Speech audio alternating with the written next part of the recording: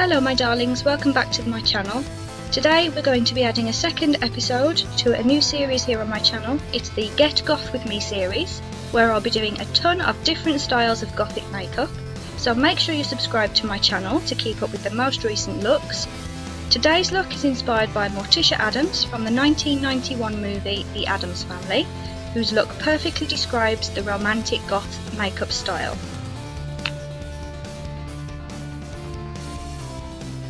So first I'm going to clip my hair back so that it doesn't get in the way. I'm going to be using my natural hair for this, so I don't want to get any makeup in it. Then I'm going to use a good primer, and I'm dotting the primer onto my face and then massaging it all over with my fingers.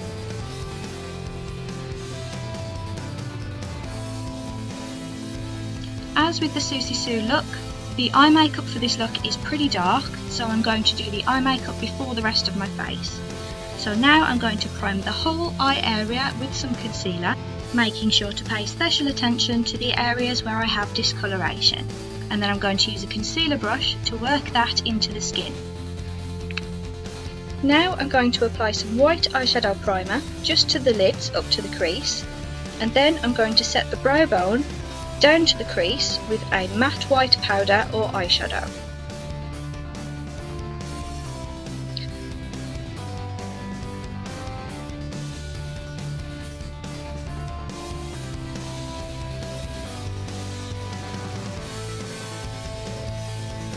Now I'm going to start with the lightest of my eyeshadows, which is a shimmery white, and I'm going to pack this into the inner corner.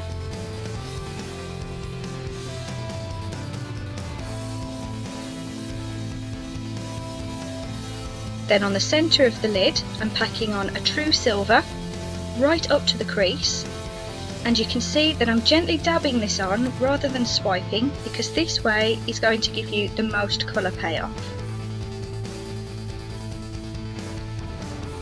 Now for the outer edge, I'm using a shimmery black, and again I'm dabbing this on to get that colour payoff, but this time I'm also taking the black slightly into the crease and rounding out the outer edge as I go. Now it's time to blend all of those shadows so that they fade nicely into one another, and for this I'm using a clean fluffy brush and small circular motions. Then I'm adding more of that same black shadow to the outer 2/3 of my lower lash line. Keep an eye on your pigmentation, and if any of the colours need topping up as it were, reapply as needed with a flat brush and make sure it's blended nicely afterwards. If you're struggling to blend the crease line, use a clean brush and some matte white powder or eyeshadow to gently swipe over the top of the line, and that should diffuse it a little bit better. Now I'm going to clean up my lines and clear away any fallout using a makeup wipe, and now it's time for foundation. I'm dotting my full coverage foundation all over my face first of all, and then I'm going to add a few drops of white foundation here and there to lighten the overall effect.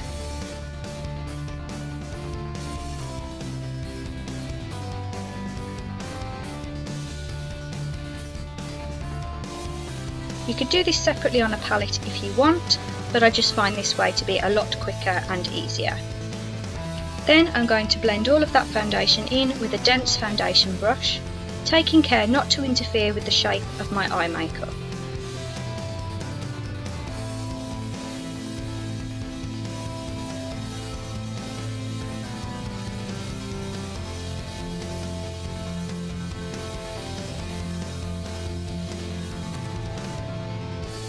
If you're using a foundation colour that's quite different to your natural skin tone, don't forget to blend up onto your ears and down onto the neck to give a seamless effect. Now because I've used quite a lot of white in my base colour, I'm going to be brightening my face with more white foundation. So anywhere I would normally use concealer to brighten, I'm using that white foundation on its own, and again I'm blending that out into the foundation. For this step, I'm using a smaller brush to take extra care around that eye makeup, because I want to keep that sharp, rounded outer edge exactly as it is.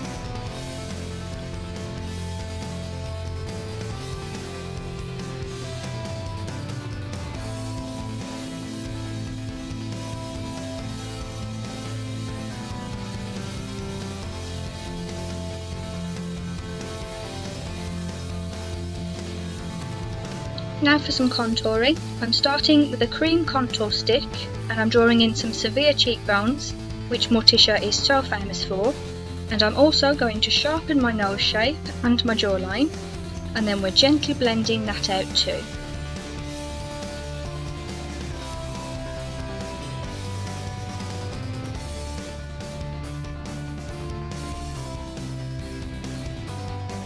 For the jawline, I'm going to be blending down onto the neck, and for the cheekbones, I'm going to be blending upward from the line that I created to really lift the face and give that cheekbone some more definition. To blend the nose contour, we're going to keep it quite contained because we don't want to blend it out too far and risk it looking muddy. Now I'm going to reinforce those contours with a powder, and I'm very upset because my brand new NYX taupe blush has somehow been shattered to a million pieces. But I'm going to power through and I'm going to use it anyway. I'm going to take a small contouring brush and I'm going just into the centres of where I put that cream contour on the hollows of the cheek, and then I'm blending it out well. I'm also adding a little bit to the temples to slim the face shape down a bit and emphasise those cheekbones even more.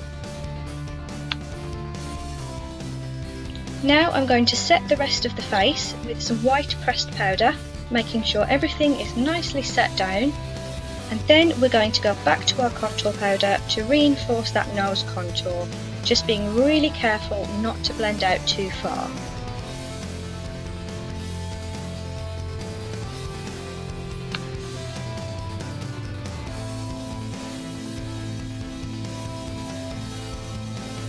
Moving on to brows, Morticia has quite curved brows. There's not really a definite point where an arch begins.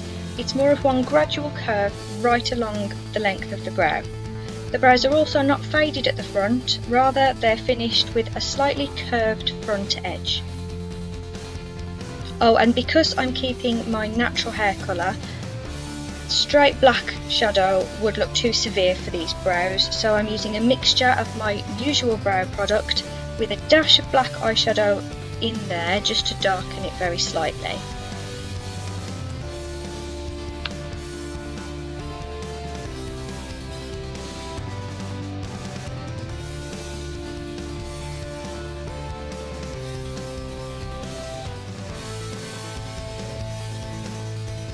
Now I'm filling in both the top and bottom waterlines with a black pencil liner, and then I'm going to use a black liquid liner to create a very small winged line shape along the top lash line, winging out very slightly at the ends, moving along the curve of that eyeshadow and keeping in with that shape.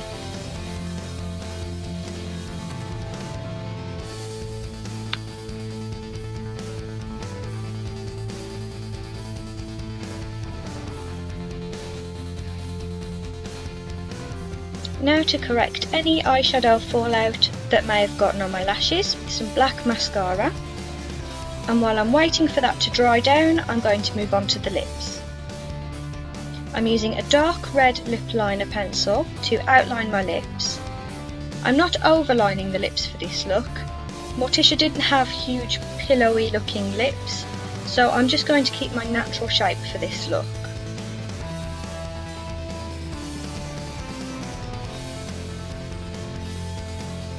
I'm filling them in a little bit more with that dark red pencil before moving on to a bright red lipstick for the centre.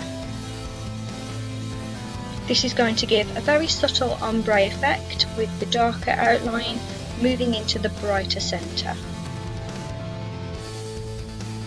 If necessary, clean up the edges with a concealer brush, cleaning the brush off after every swipe to avoid any smudging. Now I'm going to curl my lashes and apply some lash primer to both the top and bottom lashes.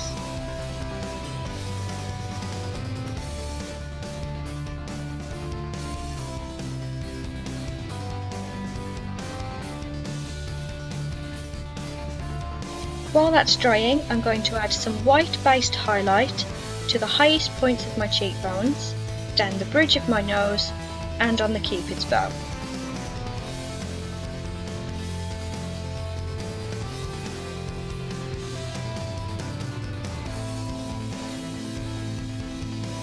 Now I'm going to apply a good few layers of mascara.